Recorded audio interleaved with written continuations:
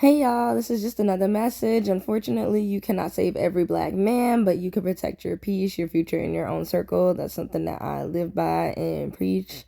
Welcome to my channel. I'm Nia. It's Talking Nia Talks. This is just going to be a podcast listen. Unfortunately, I'm laying down and the bonnet is on. I'm a little tired, but I do want to spread this message and just talk. I just made a post about that Talvo, whatever his name is, that disgusting man. Um, and I was really thinking about it. And the more you look at his upbringing, it just shows how buck broken he was.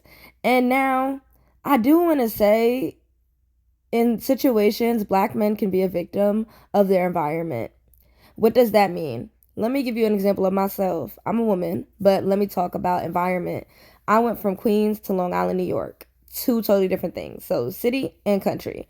I went to the countryside, but my mom always made sure I went back to the city all the time to see family, to go to Brooklyn, whatever.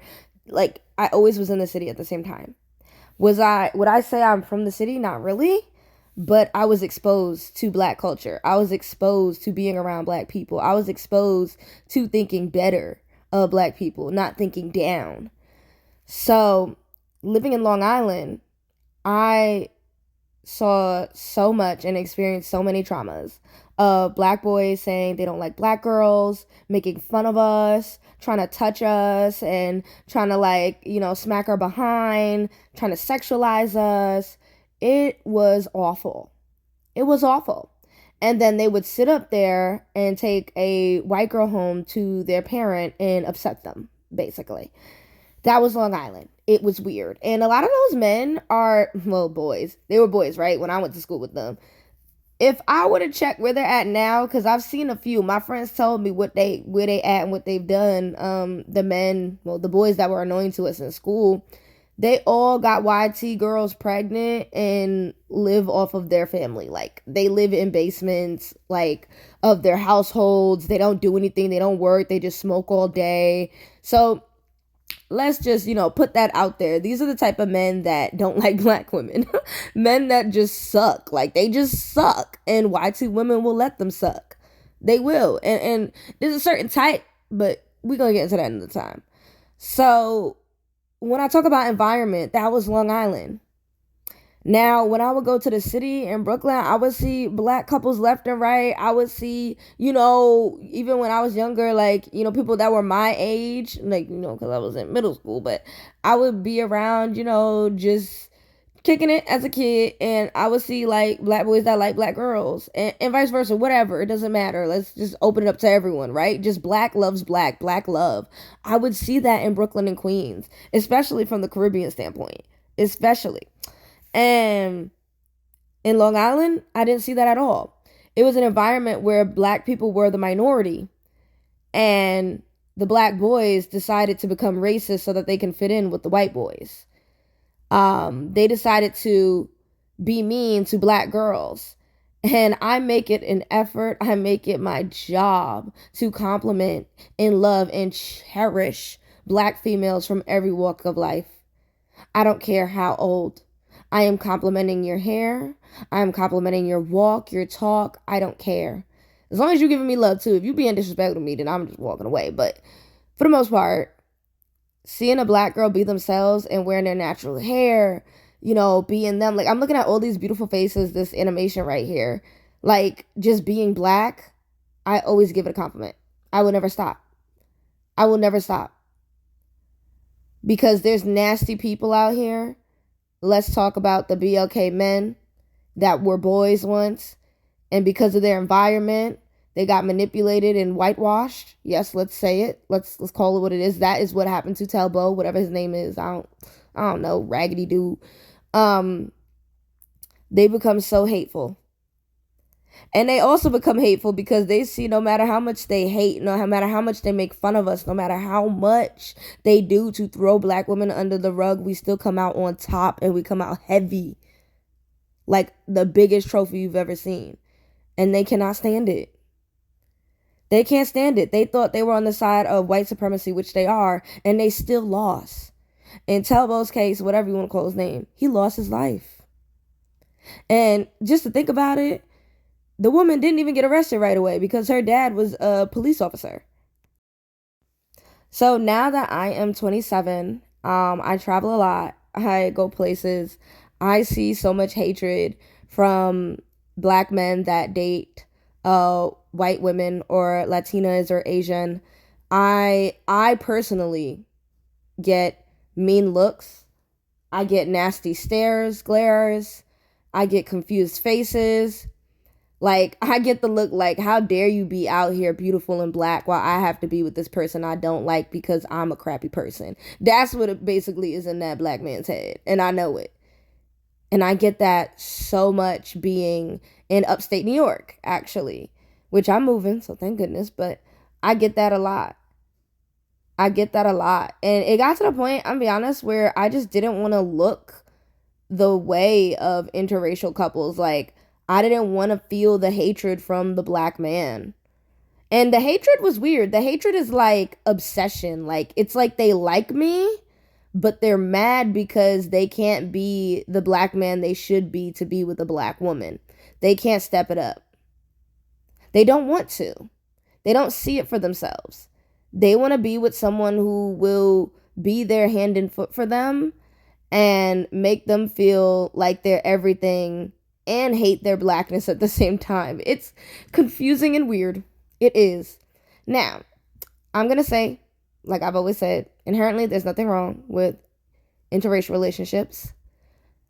But the problem is, I say it again and again and again, in media, there are a lot of black men who hate themselves and they want to be on the side of white supremacy, and they decide to become a supremacist themselves, if that makes sense. Meanwhile, they're black. Happens in many cultures, but, you know, this is America. Slavery happened. Slavery is still happening, in my opinion, with the way things are going with this administration. It's very scary. But I want to send a message to say that black women, you're beautiful and strong. Don't let anybody put you down.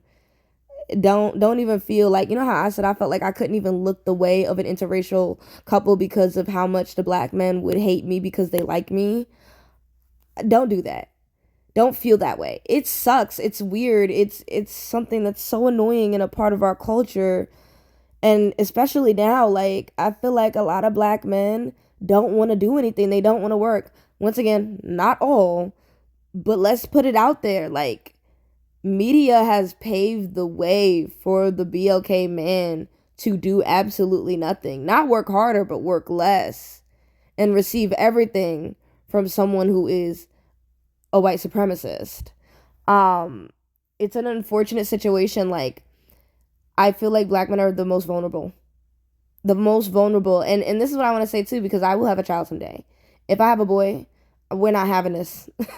We're not having this. My black child will know better. I don't want them to lose their life. Like, and that's the purpose of me even having this conversation. I don't want black women to beat themselves up, and I don't want young black men losing their lives because they are buck broken, because they are lost, because they feel forgotten. And I think it really starts with loving yourself. Like, there's absolutely nothing else anyone can do for a black man if they don't love themselves. There's nothing you can do. Like, I don't want you to go around in circles and circles like, how do I get this man to love his skin? How do I get him to love black people? It just won't happen. It won't happen for men that don't. Like, they need to have an awakening to realize. And maybe if this guy survived, well, no, let me stop, because that whole Telvo situation, whatever his name is, I don't think if he survived, I think he still would be, but it reminds me of, the Zahari, whatever her name. There's just a lot of couples, interracial couples, mainly black men and white women, where there's a lot of DV to the point of unaliving of somebody, and we see it all over TikTok. But unfortunately, people see how strong black people are together. A black on black relationship is so strong, so gorgeous, so just fire. Like, they want to tear it down. They want to say, here, Here's the women that we took all their rights and whatever, and we still don't like them, and they've been trying to do this for us, the YT men, right? They saying that, and we gonna make them date black men because they can manipulate them. Easy. So if you are a YT woman listening to this, what I want to say to you is, please understand me when I say there's nothing good that will come to you from someone who fetishizes your race. Let me say it again. There's nothing good that will come to you from someone who fetishizes, I said that right, your race. I know you may feel like this person is putting you on a pedestal. They're making you feel like everything. They're putting down their own culture. They're making you feel superior. You've always wanted that.